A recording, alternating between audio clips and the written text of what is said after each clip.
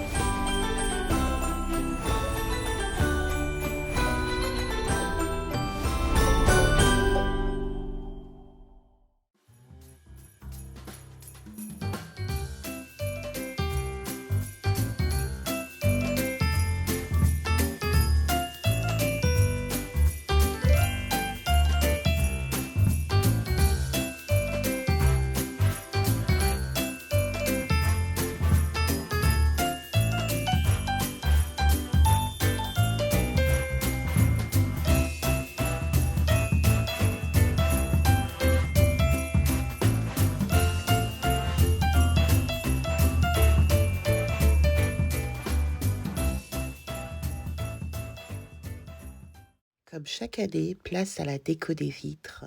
Les enfants s'en sont donnés à cœur joie grâce au feutre Posca. Autre moment tant attendu de Noël, le choix du sapin et bien sûr sa déco. Cette année, nous avons opté pour un sapin artificiel pour des raisons pratiques. Une fois le sapin monté et décoré, place aux biscuits de Noël.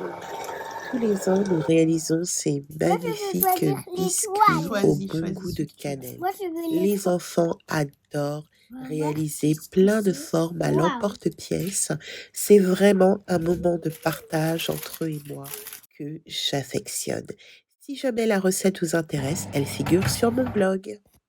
L'esprit de Noël, c'est aussi les bons goûters d'hiver avec du chocolat chaud en marshmallow, Maria Carré en fond sonore, bien sûr, des clémentines, des biscuits, du chocolat, bref, de la gourmandise. Avec les températures qui baissent et le manque de luminosité, on a vraiment besoin de ça. D'ailleurs, ça s'entend dans ma voix enrouée que j'ai besoin de chaleur, de réconfort. Et quoi de mieux que de le trouver au sein de mon appartement chaleureux avec un bon livre que j'ai contribué à écrire, ça fait toujours plaisir. Mes petits êtres préférés, pour moi, c'est vraiment ça, l'esprit de Noël, passer du temps de qualité avec les personnes qu'on aime ou avec soi-même. Ding, ding, ding, ding, ding, ding, ding, ding, ding, ding, ding. Ding, ding, ding, ding, ding, ding, ding, ding, ding, ding, ding. Oh, hey! Alors, ça y est, la table est prête. Je vous ai montré un petit peu comment est-ce que je faisais ma table de fête. C'est vraiment un réel plaisir pour moi. J'adore la déco, donc préparer tout ça, c'est vraiment pour moi être dans une ambiance légère, faire ce que j'aime pour moi avant tout et en plus pour faire plaisir à mes proches. Chaque année, je mets beaucoup d'énergie à la préparation des décos de Noël, de la table de fête.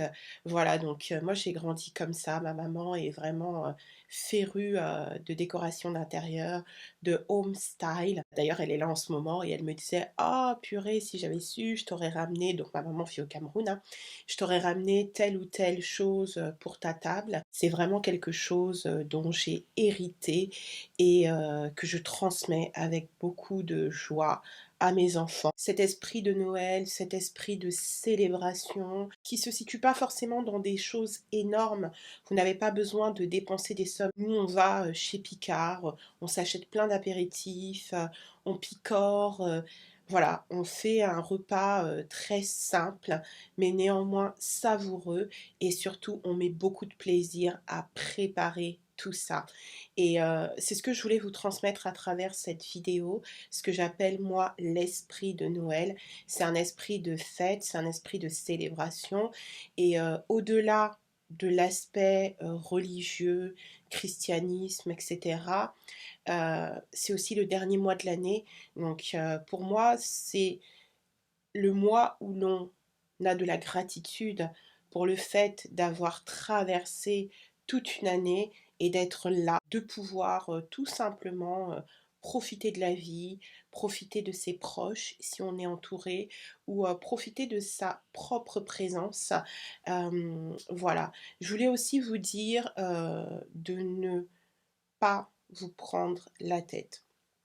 Vraiment, s'il y a quelque chose que j'aimerais vous transmettre ou que j'aimerais vous rappeler, c'est la légèreté. Voilà, le lâcher prise. C'est le dernier mois de l'année, donc c'est vraiment le moment de lâcher prise. C'est le moment d'être indulgent envers soi-même, de ne plus se prendre la tête avec plein de petites choses. Alors bien entendu, c'est pas parce qu'on arrive au mois de décembre que les tracas du quotidien s'arrêtent. Euh, Néanmoins, le fait qu'il y ait des lumières un petit peu partout, le fait que le 21 décembre, c'est le solstice d'hiver, c'est-à-dire qu'à partir du 21 décembre, tous les jours, on va gagner environ 2 minutes de soleil. Donc, rien que ça, c'est énorme. Vraiment, ça veut dire qu'on sort de l'obscurité, c'est hyper symbolique. Et moi, c'est cette symbolique que j'avais envie de vous transmettre à travers ce vlog. Voilà, je ne suis pas une adepte des grandes réunions de famille.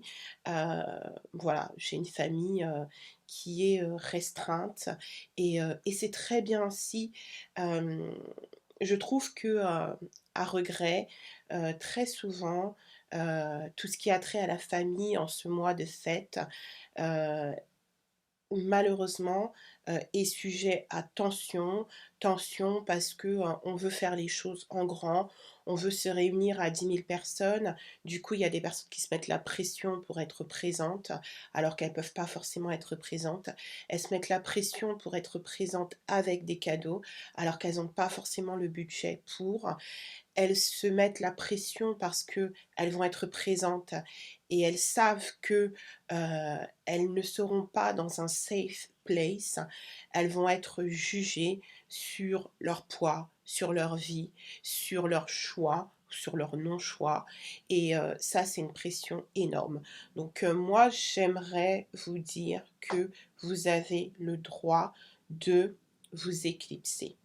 Vous avez le droit de refuser toute cette pression. Vous avez le droit de décider de ne pas être présent le 24, mais peut-être le 25 ou le 26. Vous avez le droit de ne pas souhaiter faire un grand repas en invitant tout le monde. Vous avez le droit de vous faire une soirée TV avec des sushis, avec un fast-food. Vous avez le droit. Sentez-vous légitime et accordez-vous ce privilège. Voilà. Donc, je voulais vraiment vous transmettre ce message. Je voulais vous dire aussi que si vous arrivez à regarder cette vidéo, c'est qu'il y a de l'espoir et que même si l'année a été difficile, les jours nouveaux arrivent et prenez chaque jour à la fois, chaque heure à la fois. Ne regardez pas ce que font les autres, ne regardez pas comment vivent les autres. Vivez selon vos propres codes, selon vos propres principes, selon vos propres valeurs et aussi protégez-vous, prenez soin de vous réellement avant de prendre soin des autres. Offrez-vous du bien-être, offrez-vous éventuellement du matériel si vous en avez besoin. Offrir, c'est pas forcément dépenser. Il y a plein de choses que l'on peut offrir sans que ça nous coûte les yeux de la tête, sans que ça nécessite de se mettre dans le rouge. Je pense notamment au livre. Un livre, c'est quelque chose qui n'est pas excessif en termes de prix. Et voilà, si vous connaissez un minimum la personne, vous connaissez un petit peu ses centres d'intérêt, ça peut faire plaisir. Vous pouvez réaliser des cookies. Il y a plein de recettes sur mon blog. Voilà, donc dans le vlog, je vous ai montré les biscuits de Noël que l'on réalise en famille. Vous achetez une jolie boîte qui va vous coûter 3 euros. En termes de coût, réaliser des biscuits, ça va pas vous coûter très cher. En plus, ça détend. Voilà, et offrez ça. Ou tout simplement expliquez aux gens, expliquez que peut-être que vous ne pourrez pas être présent parce que vous n'avez pas les moyens de payer un billet de train. Ou alors vous serez présent, mais vous n'aurez pas les moyens d'offrir des cadeaux à hauteur peut-être de ce que d'autres personnes offrent. Voilà, expliquez-leur votre réalité, sentez-vous légitime. N'hésitez pas aussi à vous excuser de ne pas venir. On peut le faire de manière très polie en disant voilà, je ne me sens pas très bien, je n'ai pas forcément envie d'être entourée, j'ai pas forcément envie de faire la fête le 24. J'ai pas forcément envie de faire la fête le 31. J'ai besoin de me retrouver avec moi-même ou j'ai besoin d'être en comité restreint. Et voilà, je pense que si on prend la peine de communiquer, d'expliquer quels sont nos besoins, eh bien, la personne en face peut comprendre. Et si ce n'est pas le cas, ma foi, euh, n'en faites pas cas. Voilà, choisissez-vous. Voilà ce que je voulais vous dire en cette fin d'année. J'espère que vous allez passer de bonnes fêtes si vous fêtez. Et en tout cas, j'espère que vous abordez cette fin d'année de manière sereine, dans la joie, dans la bonne humeur. Et, euh, et voilà.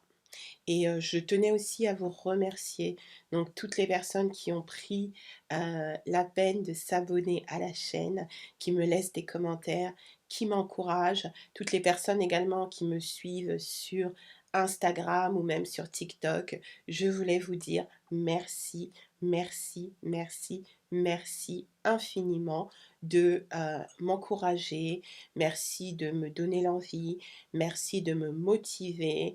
Merci de me partager aussi un peu de vos histoires et merci d'être présente.